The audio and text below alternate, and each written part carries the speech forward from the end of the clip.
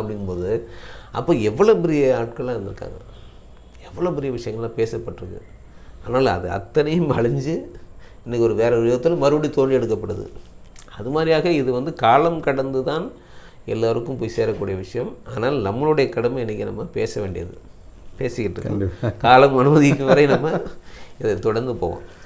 ஏன்னா இதில் ஒன்றும் எதிர்பார்ப்பு இல்லை, எவ்வளோ பேர் பார்க்குறாங்கிற நமக்கு அவசியம் இல்லை. நான் என்னை பொறுத்த வரைக்கும் பதிவு பண்ணுறோம், அவ்வளோதான். ஆமாம், துலாம் லக்கணத்தை பற்றி நம்ம நிறைய பேசிட்டோம். இதில் இன்னும் நிறைய விஷயங்கள் இருக்குதுன்னு வச்சுங்களேன். துலாம் லக்கணத்தை தர்மனுடைய குணாதிசயங்கள் இன்னும் ஒரு மேன்மையான குணங்கள் என்ன இருக்குது, 2-3 விஷயங்கள் இருக்குது. பாண்டவர்கள் எல்லாரும் சேர்ந்து வனவாசம் மேற்கொண்டாங்க. மேற்கொண்டு ஒரு வருடம் அந்த அஞ்ஞான வாசம் மறைந்து வாழக்கூடியது. எங்கே போகலாம் அப்படின்னு 12 வருஷம் முடிச்சிட்டாங்க. காட்டில் முடிச்சிட்டாங்க. இப்போ யாருக்கும் தெரியாமல் வாழணும். இப்போ துரியோதனன் படை வந்து அங்கே தேடிக்கிட்டே இருப்பாங்க. அப்போ அவங்களுக்கு தெரியாமல் அவங்க மறைஞ்சு வாழணும் அப்படிங்கும்போது இப்போ எல்லாம் நைட்டாக புறப்பட்டு அந்த காட்டில் இன்னொரு இடத்துக்கு போய் அங்கே போய் தங்களுடைய அஸ்திரங்களை எல்லாம் ஒரு மரத்தில் ஆயுதங்கள் எல்லாம் கொண்டு போய் வச்சுட்டு அங்கேருந்து வேறு உடை தரித்து போவாங்க. விராட நாட்டுக்கு போயிடுவாங்க. விராடன் அரண்மனை. ஆமாம், அங்கே போய் ஒவ்வொருத்தரும் ஒவ்வொரு வேலைகளை அங்கே போய் சொல்லலை, நாங்கள் வந்து பாண்டவர்கள் தான் சொல்லலை. அங்கே எல்லாத்துக்குமே வேறு பேர். தர்மன், பீமன், அர்ஜுனன், நகுலன், சகாதேவன். நகுலன் குதிரை ராயத்துக்கு போயிடுவார், குதிரை மேய்க்கிறதுக்கு. ஆமாம். பீமன் சமையல் அறைக்கு போயிடுவார், அப்படியே சாப்பிட்டுக்கலாம் நிம்மதியாக. இதில் தர்மன் எடுத்துக்கிற இடம் என்னன்னு கேட்டிங்கன்னா, அந்த மன்னனுக்கு ஆலோசனை சொல்லக்கூடியவராக, உற்ற துணையாக, எல்லா விதத்துலேயும் பிஏ மாதிரி இறங்குறதுல என்னன்னு கேட்டிங்கன்னா, அங்கேயும் இந்த தாய விளையாட்டில் ரொம்ப அவருக்கு ரொம்ப இன்ட்ரெஸ்ட்டு. அது விராட மன்னனுக்கும் இன்ட்ரெஸ்ட். அரசர் போர் அடிக்கும் போதெல்லாம் கூட உட்காந்து ஆடுவார். இதில் அந்த மன்னனுக்கு ஜெயிச்சா கோபம் வரும். கோபம் வந்து ஒரு நேரத்தில் என்ன பண்ணுன்னா டக்குன்னு தலையில் கொட்டிடலாம்.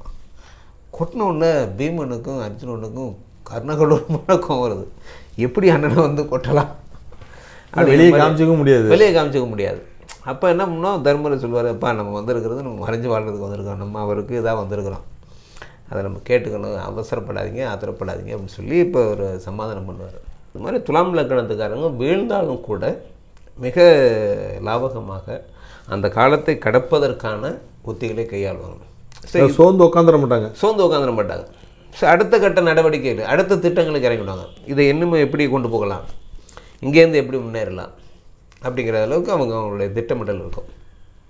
எந்த காலத்துலையும் இந்த திட்டமிடலை விடவே மாட்டாங்க. அது மாதிரியாக இப்போ இந்த தர்மன் இங்கே ஒரு ஆண்டு காலம் முடிய போகிற நேரத்தில் இவர்கள் எங்கே இருக்காங்கங்கிற தகவல் வந்து அங்கே துரியோதனனுக்கு தெரிஞ்சு போயிடும். தெரிஞ்சோன்னா உடனே நம்ம போர் எடுத்துடணும், நாளை கடத்தக்கூடாது. ஏன்னா முடிய போகிற நேரத்தில் இருக்கோம். அதுக்குள்ளே நம்ம அவங்கள பார்த்துட்டோன்னாக்க 12 வருஷம் வனவாசத்துக்கு மறுபடியும் அனுப்பிச்சிடலாம் அப்படிங்கிறதுல படையை திரட்டிக்கிட்டு அவர் வருவார். அன்னைக்கு அந்த நாட்கள் முடிந்ததாக இவங்க நினைக்கிறாங்க.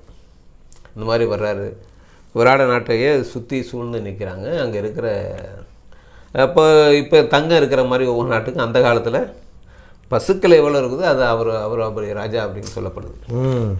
எவ்வளோ பசுவில் அந்த பசு நிறைய இருந்தால் நல்ல பெரிய ஆள். ஆமாம், அது பெரிய ராஜா. அந்த மாதிரியாக உள்ள காலகட்டத்தில் இப்போ இந்த பசுக்களை இவங்க ஓட்டுறாங்க. வந்திருக்கிற படை எல்லா பசுக்களையும் தங்களுடைய இடம் நோக்கி ஓட்டினோன்னே இப்போ இந்த மன்னன் என்ன சொல்கிறான், இந்த நேரத்தில் யார் காப்பாற்றுவாங்க அப்படிங்கிற மாதிரியே விராட நிற்கும்போது நாங்கள் இருக்கிறோம், கவலைப்படாதீங்க. அப்போ தான் வெளில வராங்க. அப்பவும் அந்த பேடி வருடத்திலே தான் இருக்கிறான் அர்ஜுனன், வெளிப்படலை. ஆனால் போர் செய்கிறது இப்போ அர்ஜுனன் வந்து நிற்கும்போது எல்லாரும் பார்க்குறாங்க. அது அந்த நிற்கிறான் பாரு அர்ஜுனன், அவன் அங்கே அம்பு போடுறான். அம்பு போட்டு பீஷ்மருக்கு உணவு வைக்கிறான், துரோணருக்கு வணக்கம் வைக்கிறான் அம்புலையே. இப்போ இவங்களுக்கு தெரிஞ்சு வச்சு அர்ஜுனன் தான் அப்படின்னு தெரிஞ்ச உடனே இப்போ என்ன பண்ணுறாங்கன்னா, இப்போ அர்ஜுனனை வில்லுக்கு பதில் சொல்ல முடியாமல் வரலவங்க பார்த்தாச்சு, ஆளை முடிஞ்சு போச்சு, இனி அவங்க வனவாசம் போகிறது தான் வேலை அப்படிங்கிறப்ப இப்போ அர்ஜுனனை கண்டுபிடிச்சாச்சு, அர்ஜுனனை வெளிப்பட்டுட்டான், அதனால் நாங்கள் ரிட்டர்ன் வந்துடுறாங்க. ஆனால் இவங்க என்ன மற்ற இதில் என்னென்னா தோற்று போயிட்டு போகிறாங்க அப்படின்னு அப்படி இல்லை, வந்த பர்பஸ் முடிஞ்சு போச்சு. இவங்கள பார்க்கணும், பார்த்தாச்சு, ஐடென்டிஃபை பண்ணியாச்சு, அர்ஜுனன் தான் இது தர்மர் தான் அது அப்படின்னு சொல்லி ஐடென்டி பண்ணியாச்சு. அதனால் அதுக்கு மேலே போர் தேவையில்லைன்னு சொல்லி கிளம்பிட்டாங்க. இப்போது தர்மனுக்கு வந்து என்னென்னு கேட்டிங்கன்னா, இந்த விஷயத்தை எப்படி முடிக்கிறது? மறுபடியும் 12 வருஷம் வனவாசம் போகிறதுக்கு தயாராக இல்லை. யாருன்னா மற்றவர்கள் தயாராக இல்லை. தர்மனை விட்டு அவர் மறுபடியும் சரி டைம் முடிஞ்சிச்சு இல்லை சார்? அது பஞ்சாங்க ரீதியாக இருக்கிற விஷயங்கள் தான் ஜி. இப்போ பஞ்சாங்கத்தில் இப்போ நீங்கள் இந்த சனி பயிற்சியை பார்த்தீங்கன்னாக்க ஒரு பஞ்சாங்கம் வந்து பயிற்சி ஆயிடுச்சும்பாங்க, இன்னொரு பஞ்சாங்கம் பார்த்தீங்கன்னா பயிற்சி ஆகலைம்பாங்க. கிட்டத்தட்ட 6 மாதம் 7 மாதம் டிஃப்ரெண்ட் அந்த மாதிரிலாம் இருந்தது. இப்போ நீங்கள் ஒன்றும் இல்லை, ரொம்ப சிம்பிளாக எடுத்துங்க. இப்போது ஒரு மதத்தை சார்ந்தவங்களுடைய வருடம் என்னன்னா 356 நாள் தான். அவங்களுக்கு ஒரு வருடம் அவ்வளோதான், 9 நாள் கம்மியாக இருக்கு. அப்போ கம்மியாக இருக்கும். அது மாதிரியாக சில பஞ்சாங்கங்கள் இப்போ அந்த இங்கிலீஷ் வருடத்தை நீங்கள் எடுத்துக்கிட்டிங்கன்னா லீஃப் இயர்னு ஒரு 4 வருடத்துக்கு ஒரு நாள் எக்ஸ்டெண்ட் பண்ணிப்பாங்க. இந்த மாதிரியான கால்குலேஷன் அந்த காலத்தில் கிடையாது. 360 நாள் தான் ஒரு வருடம் அப்படிங்கிற மாதிரியாக அவங்க இருந்தாங்க. ஒரு 12 வருடம் வனவாசம் அப்படிங்கும்போது இந்த எக்ஸ்டென்ஸ் நாள்னு வருது இல்லைங்களா, 4 வருடத்துக்கு ஒரு நாள் எக்ஸ்டென்ட் வருதுனாக்க இப்போ 12 வருடத்தில் 3 நாள் எக்ஸ்ட்ரா இருக்குது. இதை கால்குலேட் பண்ணி துரியோதனன் வந்து இன்னும் நாங்கள் அதுக்கு முன்னாடி பார்த்துட்டாங்கிறாங்க. இவங்க கணக்குப்படி எங்களுடைய வருடம் முடிஞ்சு வச்சுக்கிறாங்க. இதுதான் பிரச்சனை. அப்போது இப்போ இந்த விஷயத்தை எப்படி கன்வே பண்ணுறது, யாரை வச்சு இதை பண்ணுறது அப்படின்னு ஒரு சாதாரண ஒரு தூதனை அனுப்பிச்சுடுவாங்க. இந்த மாதிரி நீங்கள் சொன்ன மாதிரி நாங்கள் 12 வருடம் வனவாசம் வந்துட்டோம், 1 வருஷம் அஞ்ஞானவாசம் வந்துட்டோம். அதனால் நீங்கள் சொன்னபடி பாதி நாட்டை கொடுத்தீங்கன்னாக்க நாங்கள் பாட்டில் எங்கள் வேலையை பார்ப்போம் அப்படின்னு ஒரு சாதாரண அனுப்புவாங்க. அனுப்பணுன்னா அவங்க இந்த கணக்கெல்லாம் சொல்லி அனுப்பிச்சிடுவாங்க. சரி, வர திரும்பி கிளம்ப சொல்லு. ஆமாம், திரும்பி வனவாசம் கிளம்புன்னு சொன்னோன்னே இப்போது இந்த இப்போ விராட முன்னன், கிருஷ்ணர் இவங்க எல்லாமே இப்போ ஒரு சபையில் உட்காந்துருக்காங்க. இப்போ இந்த தர்மனுக்கு இருக்கிற நிலை அதுதான். இங்கே வந்து அவங்க போரை விரும்புகிறாங்க. போர் ஆரம்பித்தாக்க முடிவு எனக்கு தெரியும், நிச்சயமாக இந்த குலம் அழியும். அதனால் எனக்கு இது அழிகிறது எனக்கு அவ்வளோ விருப்பம் இல்லை. யாரை வச்சு இப்போ யாருக்கு முன்னாடி நான் வந்து பெரிய ஆள்னு காமிக்கணுமோ அவங்களே இல்லாத போது நான் யாருக்கு நான் காமிக்க முடியும்? எல்லாம் இல்லாத மாதிரி ஆகிப்போகுது. ஆமாம், எல்லோரும் இருந்து நான் சக்கரவர்த்தினா அதில் ஒரு பெருமை இருக்குது. யாருமே இல்லாமல் நான் சக்கரவர்த்தினா எந்த பெருமையும் இல்லையா எனக்கு? ஆக அவங்கள வச்சுக்கிட்டே நான் பெரிய ஆள் ஆகணுங்கிற மாதிரியான எண்ணத்தில் இருக்கார். அது இல்லாமல் போரை தவிர்க்கிறதுக்கு என்ன வழி அப்படிங்கிறது தான் இந்த சபையில் பேசுகிறாங்க. அப்படி பேசும்போது கண்ணன்ட்ட சொல்கிறாரு, எல்லாத்துக்கும் பொதுவாக இருக்கக்கூடிய ஆள் நீங்கள் இருக்கீங்க, அதனால் ஒரு முறை நீங்கள் தூது போயிட்டு நாங்கள் சமாதானத்தை விரும்புகிறோம், போரை நாங்கள் விரும்பலை அப்படிங்கிற எடுத்து சொன்னீங்கன்னா அங்கே பெரியவங்களாம் இருக்காங்க. பீஷ்மர் இருக்கார், துரோணர் இருக்கார், வியாசர் இருக்கார், இல்லை அந்த மாதிரியான நிறைய பேர் இருக்காங்க. அங்கே நீதியை அவங்க எடுத்து சொன்னீங்கன்னா நீங்கள் போனீங்கன்னா அங்கே பேசுகிறதுக்கு ஒரு வசதியாக இருக்கும். அதனால் ஒரு முறை நீங்கள் போயிட்டு வாங்க. அதுவும் இல்லாமல் 2 பேருக்கும் இல்லாத ஒரு தனியால் அவர். ஆமாம், மாமன்கிற உறவு 2 பேர்த்துக்கும். அப்படிங்கிறனால இவர் மேலே வந்து அங்கே எல்லாத்துக்குமே ஒரு பற்று உண்டு கண்ணன் மேலே. அதனால் கண்ணன் போனால் அது சரியாக இருக்கும் அப்படிங்கிற மாதிரியாக பேச்சுவார்த்தை நடத்தி இப்போ கண்ணனை நீங்கள் தூது போகணும் அப்படிங்கிற மாதிரி. இப்போது கண்ணனுக்கு இருக்கிற நிலைமை பார்த்திங்கன்னா சொன்னால் கேட்க மாட்டாங்கிறது இவருக்கு நல்லா தெரியும். போர் தான் முடிவு பண்ணிட்டார் அவர். ஆமாம், அவர் எப்போ முடிவு பண்ணிட்டார், காலதாமதம் ஆகிட்டுருக்கு, அவ்வளோதான். அப்போது என்ன செய்யுது இப்போ பாருங்கள், தர்மன் போர் வருங்கிறது தர்மனுக்கு நிச்சயமாக தெரியும். ஏன்னா ராஜசூய யாகத்தை நடத்தும் போதே நாரதர் சொல்லி அழிவு உண்டு, நிச்சயமாக அழிவு உண்டு, நீ எவ்வளோ நாள் தள்ளி போடுறியோ அவ்வளோ நாள் இந்த போர் தள்ளி போகும் அப்படின்னு சொல்லிட்டாரு. இப்போ தர்மனுக்கும் தெரியும் இது போர் தான் வரும், போரை தவிர வேறு வழி இல்லை, எல்லாத்தையும் விட்டுட்டு போகிறதுக்கு நான் தயாராக இருக்கேன். அதனால் தம்பிகளோ மற்றவர்களோ தயாரில்லை. என்னென்னா தர்மத்தை செத்து போகும் அப்படிங்கிற மாதிரி நினைக்கிறாங்க. சத்தியத்துக்கும் தர்மத்துக்கும் சோதனையான காலம் இருக்குது, அதை காப்பாற்ற வேண்டிய நீ இந்த மாதிரியாக விலகி போகிறது சரியில்லை அப்படிங்கிற நியாயத்தை எல்லோரும் பேசுகிறாங்க. தர்மனுக்கு இப்போ வேறு வழி இல்லை, அதையும் மீறி சமாதானத்துக்கு போகலாம் அப்படின்னு கண்ணனை அனுப்புறதுக்கு அவர் தயாராகிறார். அப்போது இந்த பாருங்கள், இந்த துலாம் லக்னத்தில் பிறந்தவங்க எந்த அளவுக்கு யோசிப்பாங்க அப்படிங்கிறதுக்கு தெரிந்து கொண்டே நல்லா தெரியும் இது இப்படி தான் நடக்கும்னு தெரிஞ்சாலும் கூட சுற்றி இருக்கவங்களுக்காக மற்றவர்களுக்காக மேலும் பொறுமையாக மேலும் மெதுவாக காரியங்கள் நடத்துறதுக்கு அவங்க தயாராவாங்க. ஆலோசனை தான், சிந்தனை தான், இதை எப்படி சரி பண்ணலாம், எப்படி கொண்டு போகலாம், யார் என்ன சொல்லுவாங்க, யாரும் எதுவும் சொல்லக்கூடாது, வேறு வழியே இல்லாமல் தான் தர்மம் இந்த போரில் இறங்கலாம் அப்படிங்கிறத நாங்கள் சொல்லணும். அதே மாதிரியாக இவங்க ஒரு காரியத்தில் ஈடுபட்டாங்கன்னா அவர் செய்கிறது நியாயம்பாங்கிற சொல்கிற அளவுக்கு சுற்றி இருக்கிறவங்க எல்லாத்தையுமே சரி செய்து கொண்டு தான் ஒரு காரியத்தில் அவங்க இறங்குவாங்கங்கிறதுக்கு இந்த தர்மம் ஒரு குணைய உதாரணம். அது அதுதான் இங்கே இந்த திரைப்படங்கள்லாம் நீங்கள் பார்த்துருப்பீங்க, எவ்வளவு சூழ்ச்சிகள் உள்ளே இருக்கும். அதாவது இப்போது திருதாசனை விட்டால் அவர் சமாதானத்துக்கு வந்துடுவார், ஆனால் அவருக்கு பேசுகிறதுக்கு வாய்ப்பு கிடையாது. துரோணர் ஆகட்டும், பீஷ்மராகட்டும், விதுரராகட்டும் எல்லோருமே இந்த சமாதானத்துக்கு உடன்படுறாங்க.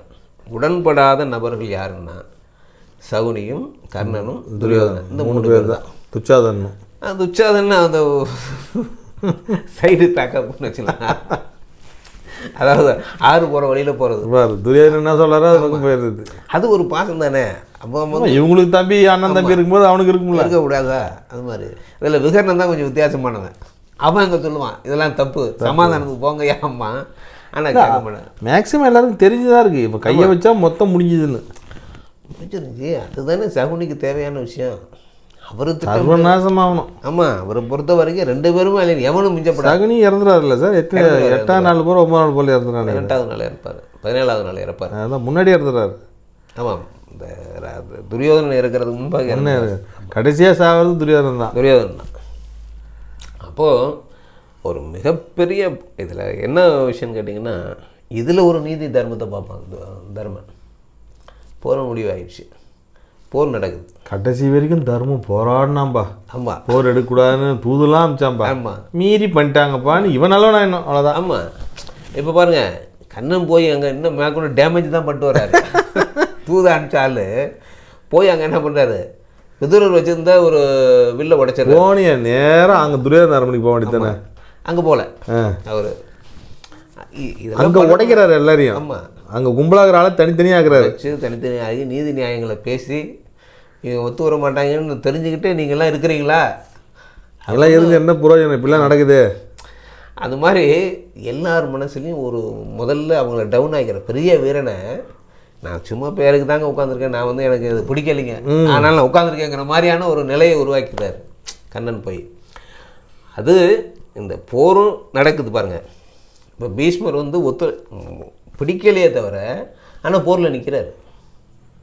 தர்மன் பார்த்தா வந்து பீஷ்மர்லாம் விலகிடுவார்னு பார்த்தா விலகலை. 10 நாள் போர்லேயும் அவர் அசராமல் நிற்கிறாரு, ஆனால் யாரையும் கொல்ல மாட்டேங்கிறாரு. இப்போ தர்மனுக்கு எப்படி இருக்குன்னா, இப்படியே போச்சுன்னா இன்னொரு 4 நாளில் நம்மளுடைய படையெல்லாம் டோட்டலாக அழிஞ்சிடும், என்ன செய்கிறது கண்ணான்னு கேட்பான். தர்மன் கேட்பான். இப்போ சொல்லுவார் கண்ணன் சொல்லுவார், தர்மா நீ தான் அதுக்கு மிக முக்கியமான ஆள். அந்த போர் நடக்கிறதுக்கு முன்பாக பீஷ்மர் ஒன்று வந்து வாழ்த்தினார் இல்லையா, விஜய் பவன் சொன்னார் இல்லையா, அந்த ஆசீர்வாதத்தை போய் நீங்கள் திருப்பி எடுத்துக்கங்கன்னு சொல்லு.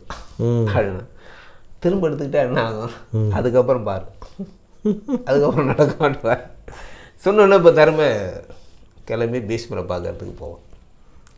ஓய்வறையில் இருக்கும்போது, ஏய் நீ எதிரியாக இருந்துட்டு நீ எப்படி வரலாம், என்னுடைய இதுக்குள்ளே எப்படி வரலான்னு கேட்பார். இல்லை நான் ஒரு சத்தியத்தை திரும்ப கொடுக்கறதுக்காக வந்திருக்கேன். என்னம்பார், என்ன நீங்கள் ஆசீர்வாதம் பண்ணீங்க, வெற்றி அடைவான்னு என்னை ஆசீர்வாதம் பண்ணீங்க, அந்த சத்தியத்தை நீங்கள் திரும்ப எடுத்துக்கணும் அப்படின்னா. ஏன் அது எப்படி நான் எடுத்துக்கிறது, கொடுத்த சத்தியத்தை நான் எடுத்துக்க மாட்டேன். இல்லைன்னா உங்களை நாங்கள் எப்படி இந்த போர்க்களத்திலிருந்து அகற்றுறது கேட்குறோம்.